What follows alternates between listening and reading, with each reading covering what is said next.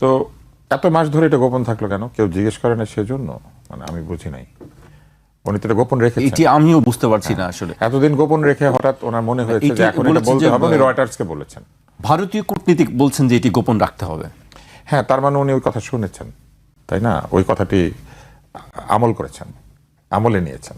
তো যাই হোক, আমরা এই 5ই আগস্টের আন্দোলন পরবর্তী সময়ে দেখেছি যে প্রবল আধিপত্যবাদ বিরোধী একটি চেতনা বাংলাদেশে তৈরি হয়েছে, এবং আধিপত্যবাদের জন্য মূলত দায়ী করা হয়েছে ভারতকে। কিন্তু ভারতের এই অনুরোধে তিনি সাড়া দিয়েছেন এবং বেশ একটা লম্বা সময় আমির সাহেব এই কথাটি গোপন রেখেছেন, এবং এটি প্রকাশ করেছেন একটি বিদেশি সংবাদ মাধ্যমের কাছে, আমাদের কাছে প্রকাশ করেন নাই, কোনো বাংলাদেশি সংবাদ মাধ্যমে না। কিন্তু তার মানে বাংলাদেশে এটা গোপনই থেকেছে, পৃথিবীর কাছে উন্মুক্ত হয়েছে। এদিক থেকে চুক্তি ঠিক আছে, কিন্তু কাজটা আর কি একটু অন্যরকম হয়েছে। আমার খুবই জানতে ইচ্ছা করে, সপ্তভগিনী ছিন্ন ভিন্ন করে দেওয়া হবে, মুরগির গলা দিয়ে ভোজ করা হবে, এইসব বলার পরে এই অনুরোধটি রক্ষা কেন করা হয়? গোপনীয়তা। কারণ গোপন চুক্তি খারাপ হলে যে কোনো গোপন কথাই খারাপ, নাকি শুধু চুক্তি গোপন হলে খারাপ আর অন্য কথা ভালো? কথা বলা হয় না, না, গোপন চুক্তি খারাপ না ভাই। না, বলছে না, গোপন চুক্তি খারাপ না। আপনি আমাকে বলেন গোপন চুক্তি খারাপ না ভালো? না, বলছে যে এখানে চুক্তির কোনো কথা বলা হয়েছে। আসেন, আপনি আমাকে শুধু এইটুকু বলেন যে গোপন চুক্তি ভালো না খারাপ? না, অবশ্যই গোপন চুক্তি খারাপ।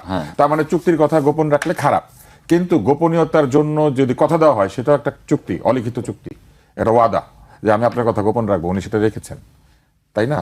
তো তার মানে কিছু কথা থাকে গোপনে, কিছু কথা থাকে আপনে, আর কিছু কথা যায় জাপানে, যেমন রয়টার্সের কাছে চলে গেছে বিদেশে।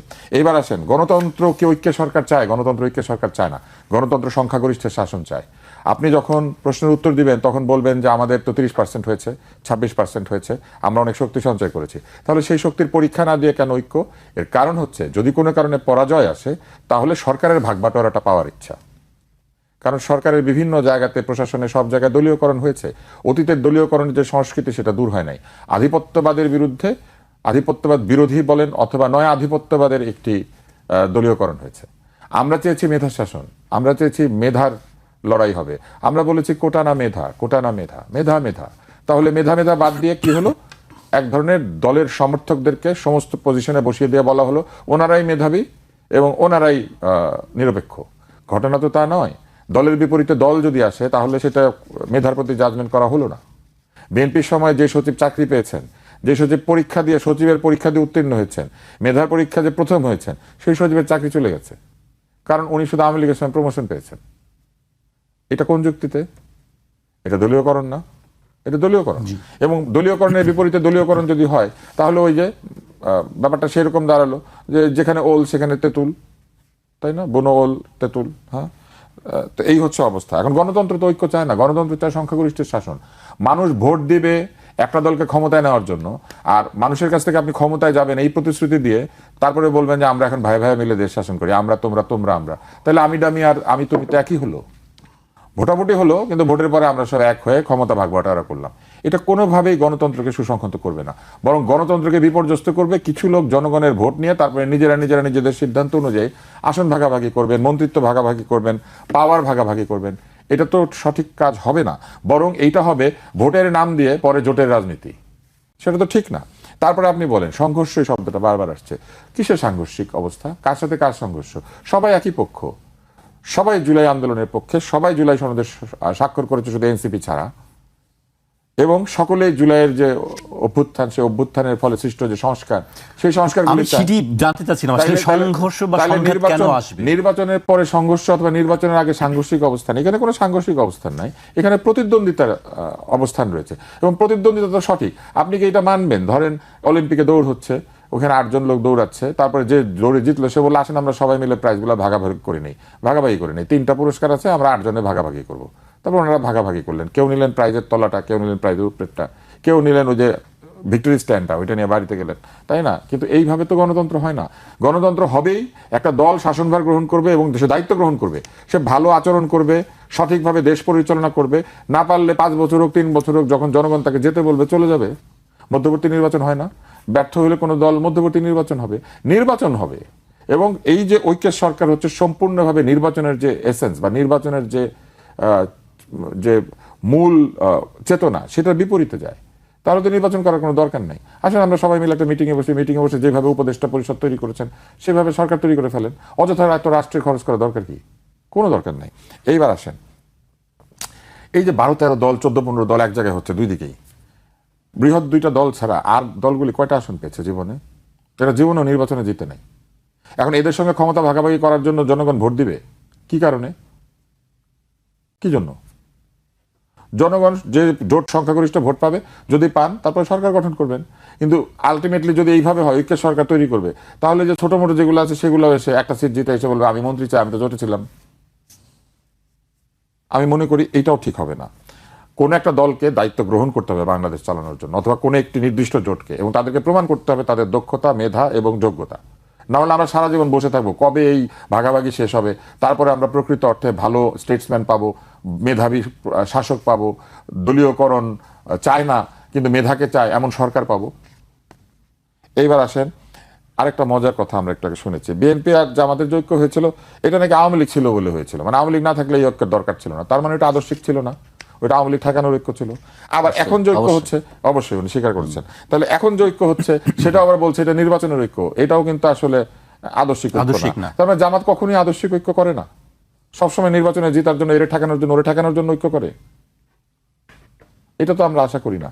যে দলের শেষে সুন্দরভাবে জামাতে ইসলাম আছে, এত চমৎকার যাদের ব্যবহার, প্রত্যেকটা লোক সৎ বলে আমরা মনে করি, তাই না? এবং তাদের একটা সততা নিষ্ঠার প্রতি তাদের একটা দলীয় একটা অবস্থান রয়েছে, যাদেরকে তারা দলে নিয়েছেন এই জোটে, তাদেরকে সততা নিশ্চিদ্র। শহীদ ওসমান হাদি একাধিক দলের বিরুদ্ধে দুর্নীতির অভিযোগ করেছেন, এমনকি জুলাই অভ্যুত্থানের সাথে জড়িত ব্যক্তিবর্গের কারো কারো বিরুদ্ধে তিনি দুর্নীতির অভিযোগ করেছিলেন। সেই ধরনের দুর্নীতির অভিযোগ রয়েছে এমন ব্যক্তি বা দল কি তাদের এই জোটের মধ্যে আছে? এই প্রশ্নের জবাব কি তারা সরাসরি দিতে পারবেন? এবং আওয়ামী লীগ নাই, ভেরি গুড, আওয়ামী লীগ সংগঠন হিসেবে নিষিদ্ধ বা স্থগিত হয়েছে, আওয়ামী লীগের ভোটাররা নাই। 30-32% যখন হিসাব করা হচ্ছে তখন আওয়ামী লীগের ভোটারদেরও 20%, 10%, 15% হিসাব করতে হবে না?